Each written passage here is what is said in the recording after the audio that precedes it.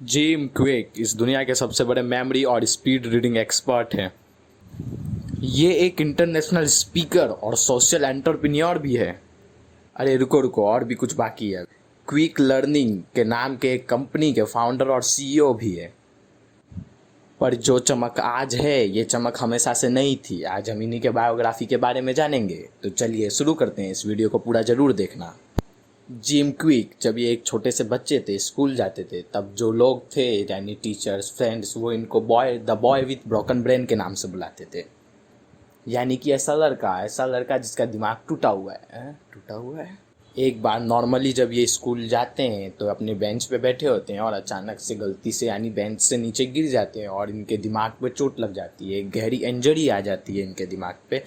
और इसके बाद ये कभी पहले जैसे नहीं रहते। इस हादसे के बाद ये कुछ समझ ही नहीं पाते थे। तो आपको पता है इनको सबसे ज़्यादा दिक्कत किस चीज़ में आती थी इस हादसे के बाद? जी हाँ, आप सही सोच रहे हैं, स्कूल में, लर्निंग में।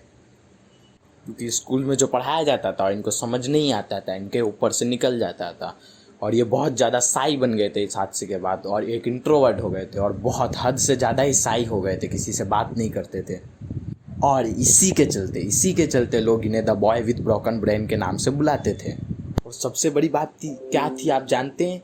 कि ये पढ़ भी नहीं पाते थे, यानी रीड भी नहीं कर पाते थे। यानी जब इनको कुछ पढ़ना होता था, कोई सेंटेंस या फिर कोई लाइन, तो इनको कुछ पता ही नहीं चलता था। यानी खाली इनको एक रैंडम वर्ड्स दिखते थे जिसके कुछ मतलब ही नहीं होते थे। यानी स्कूल में ऐसे मोमेंट्स होते हैं ना, जब टीचर लाइन बाय लाइन सब स्टूडेंट्स को बोलते हैं कि अब तुम्हारी बारी, चलो तुम पढ़ो, अब तुम्हारी बारी, तुम पढ़ो। तो जैसे ही एक लड़का पढ़ के बैठता था और इनकी बारी पास आते जाती थी पढ़ने की, इनकी हार्ट बीट तेज होती जाती थी। और जब इनकी बारी आ जाती थी अंत में, तो ये कुछ बोल ही नहीं पाते थे, यानी खड़े हो जाते थे और एकदम जोर जोर से रोने लगते थे। तो लोग इनको, जो इनके फ्रेंड्स थे, वो इनको फूल बोलते थे, यानी क्लास का सबसे बेवकूफ़ बच्चा बोलते थे इनको। और जब कोई इनको फूल बोलता था, क्लास का सबसे बेवकूफ़ बच्चा बोलता था, ये बात इनको दिल में चुभती थी। और इसी बात को मोटिवेशन के तौर पे लेते हुए इन्होंने 3 साल, आप सुन रहे हैं दोस्तों, 3 साल इन्होंने डेडिकेट कर दिए, लगा दिए 3 साल खाली ये सीखने में कि एक सेंटेंस को पढ़ते कैसे हैं। इन्होंने रात को कॉमिक बुक पढ़ना स्टार्ट कर दिया था, और इनका फेवरेट कॉमिक एक्समैन था। इसलिए नहीं क्योंकि वो एक पावरफुल सुपर हीरोज़ थे, बल्कि इसलिए क्योंकि वो एक म्यूटेंट्स थे, और उन्हें भी लोग ऐसे ही चिढ़ाते थे क्योंकि वो बाकी इंसान से अलग थे। यही कॉमिक्स के द्वारा रोज इन कॉमिक्स को पढ़ते पढ़ते ही उन्होंने पढ़ना सीख लिया। ये चीज़ देख पा रहे हो आप? यानी एक लड़का जो अपनी पढ़ने लिखने सबकी एबिलिटी को भूल चुका था, वो अपने पैशन यानी कॉमिक पढ़ने के पैशन के द्वारा फिर से पढ़ना सीख पाया।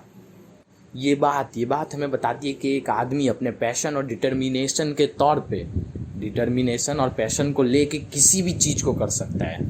एक नामुमकिन को भी मुमकिन कर सकता है।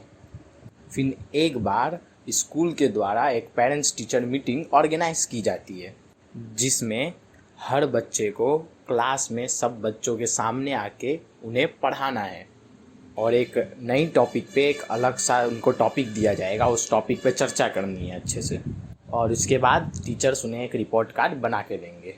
लेकिन जिम क्विक की डिसेबिलिटी को लेके उन्होंने ऐसा कहा था कि तुमको ये करना ज़रूरी नहीं है, लेकिन फिर भी जिम क्विक ने कहा कि नहीं, मैं इसमें पार्ट लूँगा, मैं इस हिस्से में पार्ट लूँगा, मैं अपनी मम्मी पापा को प्राउड करवाऊँगा, प्राउड फील। और फिर टीचर के द्वारा इनको टॉपिक दिया लियोनार्डो डा विंची का इनको टॉपिक मिला। फिर ये एकदम पागलों की तरह सोते, जागते, खाना खाते, पढ़ते, हर चीज़ करते टाइम ये खाली लियोनार्डो डा विंची के बारे में रिसर्च करते थे, पढ़ते थे। और इनको पूरा भरोसा था, पूरा कॉन्फिडेंस था कि ये आराम से पास कर देंगे इस रीडिंग कंपटीशन को। फिर उस दिन, जिस दिन था, वो दिन आ गया। कुछ बच्चों ने अपनी प्रेजेंटेशन दी, फिर जिम की बारी आई। जिम आए, स्टेज पे खड़े हुए, और जैसे ही उनके टीचर ने कहा कि जिम चलो अब अपनी प्रेजेंटेशन देना चालू करो, ये वर्ड सुनने के बाद ही उनकी दुनिया मानो चूर चूर हो गई। क्योंकि ये शब्द सुनते ही उन्हें पुरानी बातें याद आने लगी, कैसे स्टूडेंट टीचर सब कोई मिलकर उनका मजाक उड़ाया करते थे। और ये सब याद आते रहा और उनकी हार्ट बीट भी एकदम तेज़ होने लगी। और इन्होंने तो पहले कभी ऐसा किया नहीं था, तो बहुत ज़्यादा शाय थे, किसी से बात तक नहीं करते थे। तो इतने सारे लोगों को देख के यानी एकदम ये कुछ बोल ही नहीं पाए। और इनके रिपोर्ट कार्ड में इनको मिला 0। फिर इनकी एक्सपेक्टेशन जो कि ये थी कि इनको 100 आउट ऑफ 100 मिलेगा रिपोर्ट कार्ड में, उसके बिल्कुल विपरीत हुआ, इनको मिला 0। फिर ये इतने ज़्यादा टूट गए कि ये बाहर आते ही एकदम दुखी मन से इन्होंने अपने बैग से रिपोर्ट कार्ड निकाल कर फेंक दिया, और इस रिपोर्ट कार्ड के साथ अपनी उम्मीद, ये सबको मोटिवेशन सबको फेंक दिया। फिर जिम को लगने लगा कि वो बहुत ज़्यादा बदकिस्मत लड़के, इस दुनिया के सबसे बदकिस्मत लड़के। और जब ये 18 साल के हुए तो ये अपने घर को छोड़ के भाग जाना चाहते थे, बस भाग जाना चाहते थे। इनको नहीं पता था कि अपने पेरेंट्स को छोड़ के कहाँ जाएंगे, लेकिन बस भाग जाना चाहते थे। फिर एक बार इनके दोस्त ने इनसे कहा कि दोस्त, तुम्हारे लाइफ में बहुत ज़्यादा कॉम्प्लिकेशन चल रही है, क्यों ना तुम मेरे साथ एक दिन कैलिफोर्निया चलो, जहाँ मैं अपनी दादी से मिलने के लिए जा रहा हूँ। तुम्हारा मन भी हल्का हो जाएगा और फ्रेश भी हो जाएगा, और ज़िंदगी में आगे क्या करना है वो भी तय कर लेना। तो फिर ये उनकी बात मान के वेकेशन पे उनके दोस्त के साथ कैलिफोर्निया चले जाते हैं। फिर लिटरली ये एक दिन गार्डन में बैठे होते हैं, तभी इनके दोस्त के जो डैड थे वो इनके पास आते हैं और इनसे एक क्वेश्चन पूछते हैं, और जिस क्वेश्चन को सुनने के बाद इनके दिल के मानो जैसे 1000 टुकड़े हो जाते हैं। ज़िंदगी का सबसे वर्स्ट क्वेश्चन कि बेटा स्कूल कैसा चल रहा है।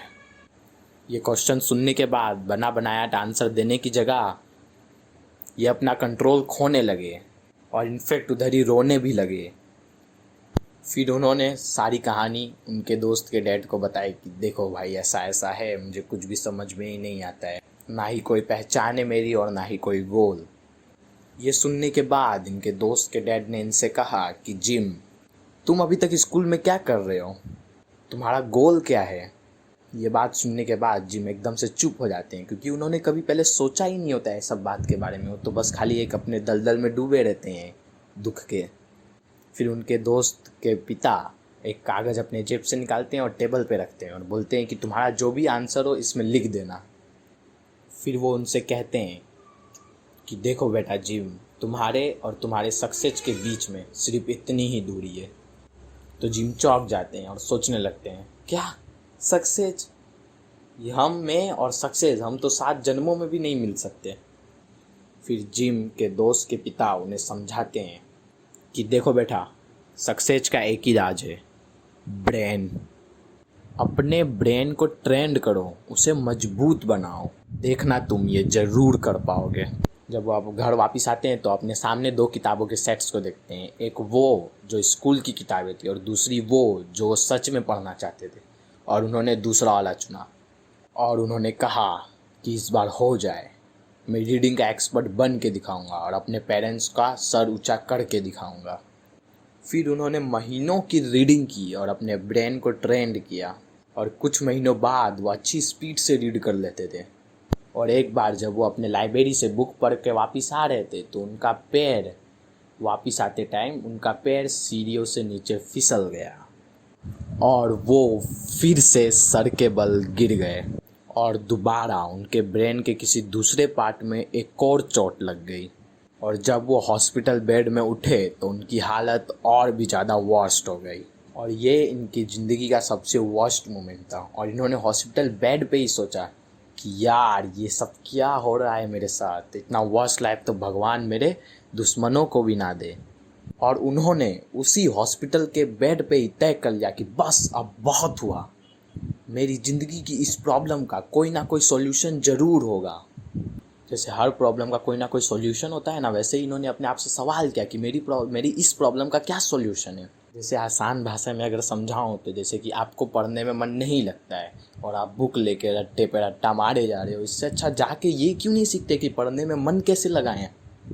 उन्होंने अपने आप से यही सवाल किया कि पढ़ना क्या है वो बात की बात है, लेकिन अब मैं सीखूंगा कि पढ़ते कैसे हैं। तब उन्होंने ये रियलाइज़ किया कि दुनिया में बहुत सी बुकें हैं, बहुत सी प्रकार की बुकें हैं कि कैसे क्या पढ़ें, लेकिन कोई बुक में ये तो बताया ही नहीं कि कैसे पढ़ें। ये तो कोई बुक ही नहीं है कि कैसे पढ़ें। यानी आसान भाषा में सिखाऊं तो जैसा स्कूल हमारे साथ कर रहा है आजकल, हमें जब भूख लगती है तो ये खाना तो हमें परोस के दे देता है, लेकिन ये हमें सिखाता ही नहीं है कि खाना पकाते कैसे हैं। क्योंकि अगर आप ये सीख जाओ तो आप तो कभी भूखे रहोगे ही नहीं, अगर आपको खाना पकाना आ जाए तो। तब जिम क्विक ने ठान लिया कि अब वो ये समझेंगे कि हम उनके दिमाग को अब वो समझेंगे कि कैसे एक इंसानी दिमाग काम करता है और कैसे याददाश्त काम करती है। और ये जो मूवमेंट थी ना, ये इनकी लाइफ चेंजिंग मूवमेंट थी। और फिर इन्होंने अपने दिमाग पे इस तरह से सीखा अपने दिमाग को कि ये दिमाग के एक्सपर्ट बन गए और 100% रीडिंग सीख गए। सिर्फ रीडिंग ही नहीं, ये पॉजिटिव और खुश रहना भी सीख गए और दुनिया के सबसे बड़े लाइफ कोचर्स में से एक बन गए। इसके बाद ये मानव मस्तिष्क को अच्छे से समझ के एक माइंड ट्रेनर भी बन गए, मेमोरी ट्रेनर भी बन गए और आज बड़े बड़े कंपनीज के मालिक भी हैं। इधर तक ये इतने बेहतर हो गए इस काम में कि इन्होंने इलॉन मस्क को भी सिखाया कि अपने दिमाग का यूज़ कैसे करें, अच्छे से उपयोग कैसे करें अपने दिमाग का। इलॉन मस्क को, जिनके बारे में भी जल्द ही मैं एक केस स्टडी बनाऊंगा, क्योंकि ये साल के नहीं सदी के क्रांतिकारी आदमी है। इन्होंने ये सीखा और ये सभी को बताया कि हमारा जो ह्यूमन माइंड है ये एक सुपर कंप्यूटर की तरह है और पॉजिटिव थॉट्स, ये जो पॉजिटिव थॉट्स है ये एक सॉफ्टवेयर की तरह है इस सुपर कंप्यूटर में। लेकिन ये जो नेगेटिव थॉट्स है ये एक वायरस की तरह है इस सुपर कंप्यूटर में, जो कि इस कंप्यूटर को ख़राब भी कर सकता है। तो आज के वीडियो के लिए बस इतना ही। आशा करता हूँ आपको ये वीडियो पसंद आया होगा। वीडियो अगर आपको पसंद आया हो तो वीडियो को लाइक डिसलाइक जो अच्छा लगे वो कर दीजिए और चैनल को सब्सक्राइब और घंटी को बजाना ज़रूर मत भूलिएगा।